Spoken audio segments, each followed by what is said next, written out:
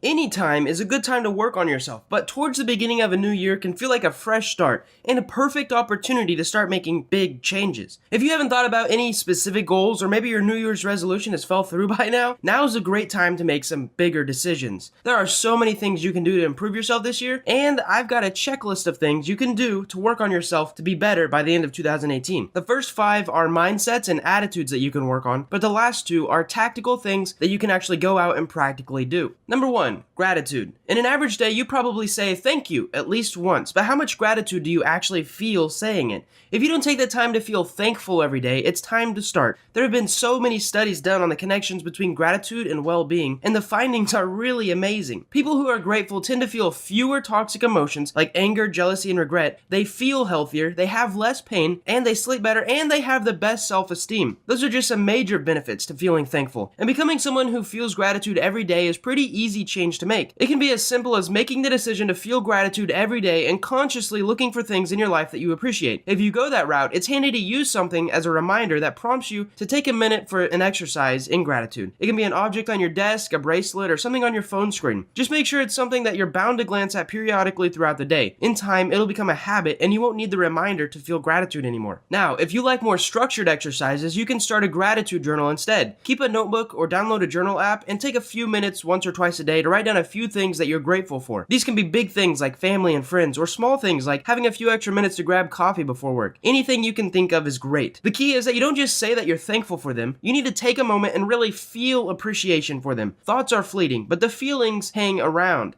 You'll notice that it's actually pretty enjoyable to do too. The feeling of gratitude has a way of overtaking negative emotions. Number 2 on our self-improvement list is mindfulness. In a similar vein, being more mindful is a great goal to have. It's another change in your perspective or thought process, and it can really change your mental health for the better. Mindfulness is all about being more conscious of the present moment. Your awareness should be on what you're doing most of the time, where you are, and how you're feeling, instead of on things that are stressing you out. Studies on mindfulness have shown that it improves mood, reduces stress and anxiety, lessens depressive symptoms, and improves general health, among many other benefits. To introduce mindfulness into your routine, you'll probably need some kind of prompt like the ones mentioned before for learning gratitude. When you see your prompt, take a moment to focus on the present. You can also use bookends. This is something I do, basically creating a mindfulness habit in the morning right after you wake up, and at night right before you go to bed. Notice the pace of your breathing. If you're holding something, notice the texture and the weight of it. Notice what the space you're in sounds like without focusing too much on any particular sound. This exercise doesn't have to be any longer than a minute, but it should be done a few times throughout the day. Once you get used to taking a minute here and there to feel mindful, you won't need a prompt anymore. You'll start finding opportunities in your day for it, like when you're waiting in line, washing dishes, or anytime you're feeling anxious or even stressed. If you like your new mindfulness exercise, consider adding 15 to 20 minutes of mindfulness meditation into your daily routine. It will boost the positive effects since you'll be dedicating more time to mindfulness. Let's get on to number 3,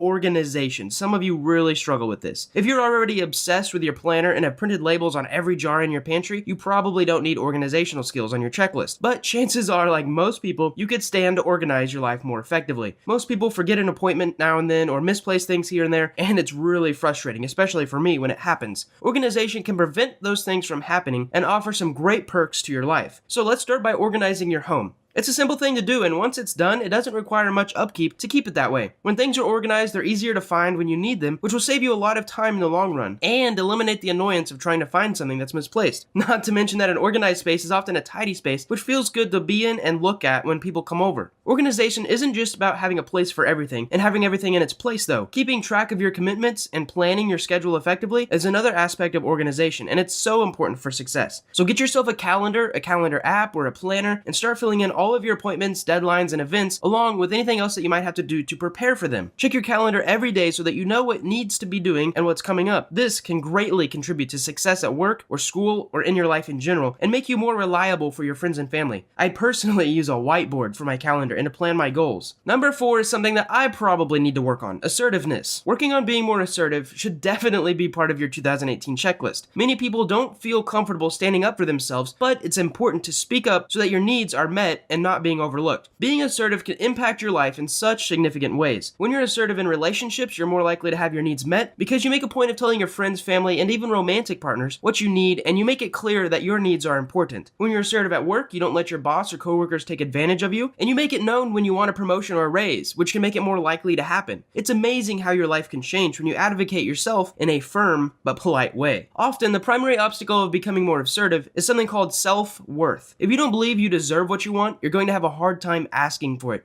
So the first thing you should do is start by identifying things about yourself that you do like. Work on your self-esteem and learn to love yourself. As you do, start voicing your opinions more. And from there, share your feelings and your needs as situation comes up. Remember, opinions are not necessarily facts. It's a process, and it can be a very tough one if you're used to accommodating others and ignoring your own needs. But take small steps, and by the end of the year, you'll be so much easier to speak out. Honestly, you could even start in your gratitude journal by writing down some things about yourself that you appreciate. Number 5 is overcoming fears. Most people are afraid of something, and for a lot of people, those fears can impact them in big ways. If you've got fears that are getting in your way of life, of becoming more successful, this is the year to get over them. We all know that it's easier said than done, but if fear is holding you back, why not at least try to move past it? It might sound cliche, but the best way to get over a fear is to face it. I've talked about this before. Exposure and something else called response prevention therapy, also called systematic desensitization, is a great method to use. It involves slowly exposing to what you're afraid of, monitoring the reaction, letting the anxiety subside, and then repeating the process again. For example, let's say you're afraid of traveling, and even leaving the city makes you panic. This could prevent you from going on vacations and exploring and adventuring places that you've never been to before. It could stunt your growth, your business growth, your career growth, even growth in your friends and family's lives. So first, you might want to go to the other end of a town, maybe to a restaurant or a park that you've never been before but is pretty far away from where you live. Feel the anxiety and sit until it starts to fade a little bit. You can do this multiple times until you're used to it if necessary. Then, in the next step, you could go to the next town over, then on a short day trip, then an overnight trip. Eventually, your travel anxiety should lessen as you experience being further from home and start to recognize that it's safe. This can be done for so many different fears like spiders and snakes and even skydiving. If your fear is more abstract, like a fear of a commitment or getting sick, try seeking a therapist. Talking with a professional can help you really dig into the root of the fear so that you can work through it. It's hard to use exposure for these kinds of fears, but it's still possible to get over them, and there's no better time than right now. Remember I said the first 5 were more attitudes and the last 2 were practical? Well, number 6 is books. Books will give you ideas that you can tangibly apply to your life that make the changes that you want. You can get ideas from other people, but the stories in books and the author's experiences and perspectives will help give you that perspective to make better decisions in life. You won't get very far if you're not reading a lot, and honestly, I think without reading at all, you won't make any major progressions. So read some books in your industry, because experts agree that you can become more knowledgeable than 90% of your field. You can become in the top 10% of your field just by reading 4 books on the topic. Imagine if you consumed a book a week in your industry. You'll quickly reach the top of the mountain of people in your field. For me, reading over 300 books last year was one of the best experiments I've ever done. I learned so much from it, and it's shown in my personal life, my business life, and all of my relationships. This is why I'm highly recommending reading books in 2018 and in many years beyond, because there's never been a time where I finished a book and I went, you know what, that book didn't really add value to my life. I wish I could go back and not read that one. They all added value in some way or another, and I plan on reading just as much, if not more, this year.